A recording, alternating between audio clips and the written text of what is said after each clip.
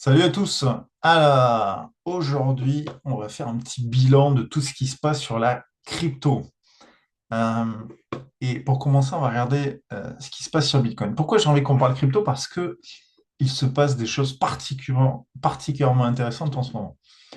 Euh, Tout d'abord, si vous vous demandez quand est-ce qu'il faut rentrer sur Bitcoin, est-ce que c'est le bon moment d'acheter? Euh, il y a eu une baisse, est-ce que c'est pas trop tard? Peut se poser plein de questions. Euh, L'outil qu'on regarde aujourd'hui, qui s'appelle, finalement, c'est de l'analyse technique.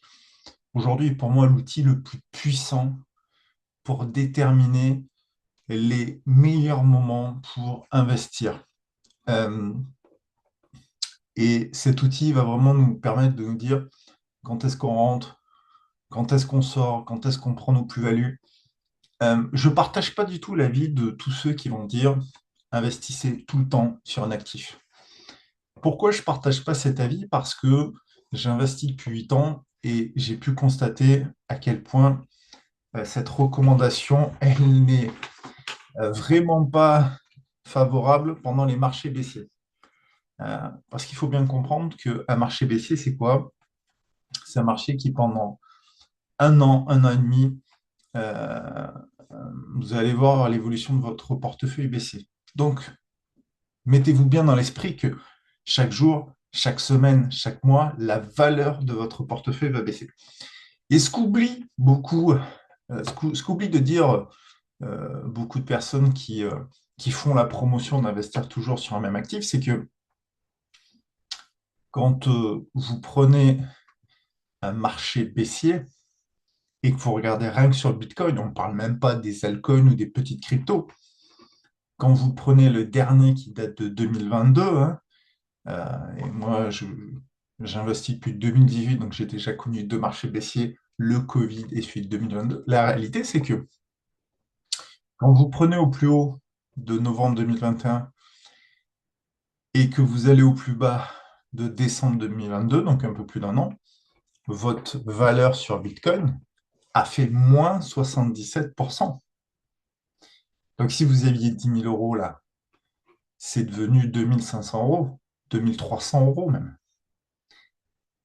Tous ces gens qui préconisent d'investir toujours sur un même actif dans le temps ne parlent pas beaucoup de ça. Ils oublient de parler de tout ça.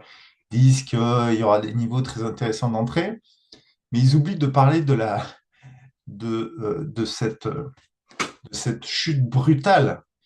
Et pour certains altcoins, ça va pas être moins 77%, ça va être moins 90, moins 95%.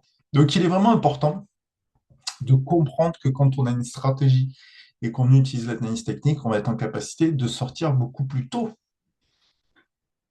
Notre portefeuille, là, il serait resté à ce niveau. C'est ça la réalité.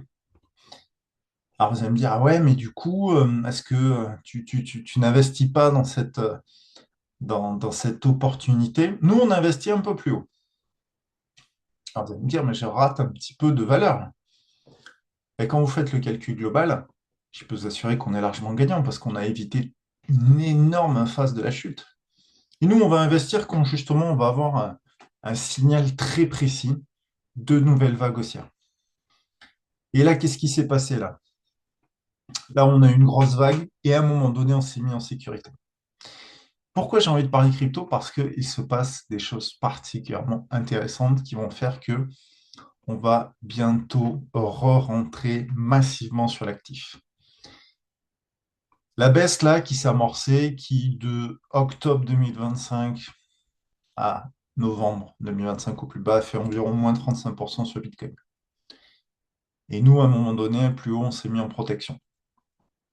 Là, on voit bien que les retracements, les baisses sont de moins en moins importantes et que cette consolidation pourrait amener à repartir vers des plus hauts. C'est particulièrement intéressant pour les jours et les semaines à venir, d'autant que nous, on a un processus qui va aller chercher des cryptos émergentes à haut potentiel. Qu'est-ce que ça veut dire? Ça veut dire qu'on va rentrer très tôt sur des nouveaux projets. Euh, et on a un processus pour filtrer et pour identifier quels sont les meilleurs cryptos se positionner. Je vais te donner quelques exemples. MYX, on est rentré, je vais l'ajouter, on est rentré en, c'est bon, je l'avais là, on est rentré en septembre 2025. C'est une crypto qui est née en mai 2025. Tu vas me dire, mais qu'est-ce qu'il y a derrière ce projet? Ben, j'en ai absolument aucune idée. Et je ne m'intéresse pas du tout au projet. Ce qui m'intéresse, c'est le potentiel de valorisation. Et nous, on est arrivé sur cette configuration-là. Notre processus nous a amenés ici. Et là, tu vois, le niveau bleu, c'est notre niveau d'entrée. Par rapport à notre niveau d'entrée, on a fait toute cette performance et on est sorti à 500, presque 550%. On est sorti par là. Et on a évité derrière toute la baisse. On a un processus aussi qui va nous dire qu'on sortit. Là aussi, je vois beaucoup de gens qui investissent sur des altcoins, sur des cryptos en se disant je crois au projet, je crois au fondateur. Mais pour la plupart, la réalité, c'est que les cryptos ne vont pas se valoriser dans le temps. Beaucoup de projets ne vont pas se valoriser dans le temps.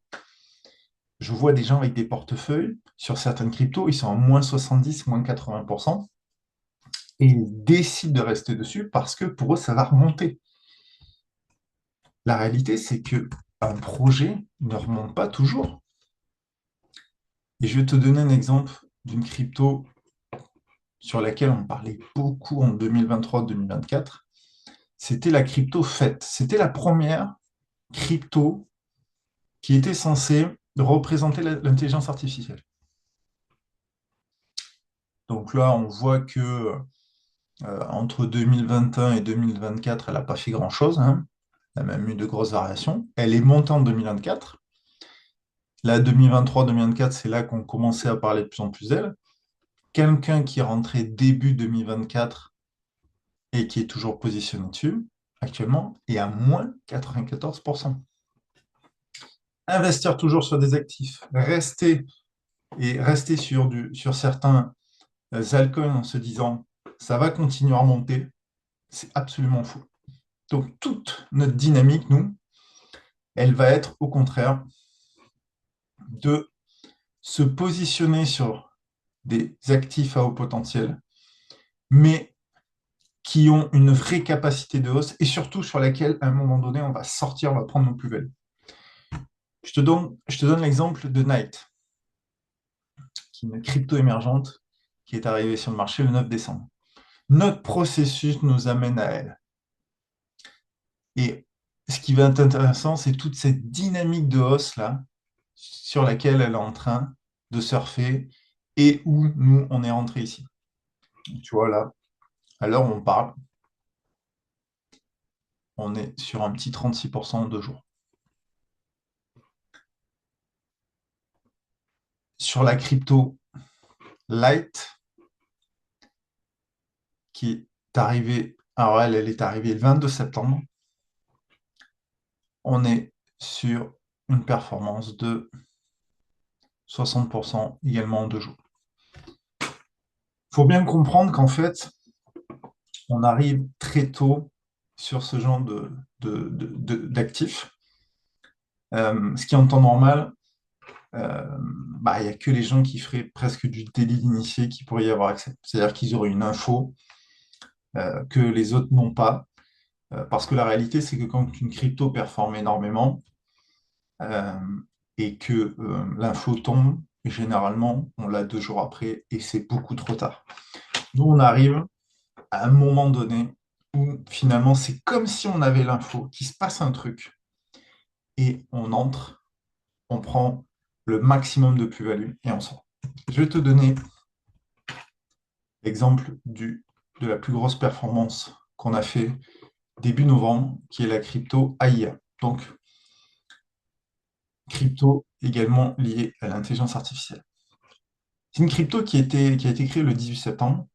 Très belle dynamique de hausse. Nous, on est rentré au niveau bleu.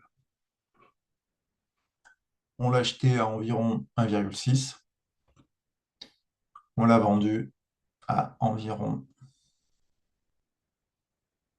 27, 28. Donc, on était sur du 1600%. Performance stratosphérique qu'on a fait en. Moi, j'avais pris position une dizaine de jours avant. Là également, en fait, il y avait une actu, il y a quelque chose qui s'était passé, notamment sur un partenariat avec Binance. Mais au moment où ça sort, c'est beaucoup trop tard. Au moment où ça sort, la dynamique est déjà repartie à la baisse. Nous, on était là. Le processus nous a amené sur cette crypto. Ce qui est fou, c'est qu'on rentre à un 6, on la vend là très haut, on voit la mèche qui est montée très très haut là. Euh, et derrière, depuis cette crypto, elle est repartie en chute libre. Quelqu'un qui se dirait, je crois en ce projet, qui se dirait, euh, voilà, il y a quelque chose d'extraordinaire derrière. Bah, entre le plus haut et là, elle a fait moins 99%. Cette crypto, aujourd'hui, elle vaut 0,1 $. Là, on est en dollars sur le graphique. Là, vous voyez les bougies qu'on voit, c'est des bougies en daily. Donc, une bougie, c'est un jour de cotation.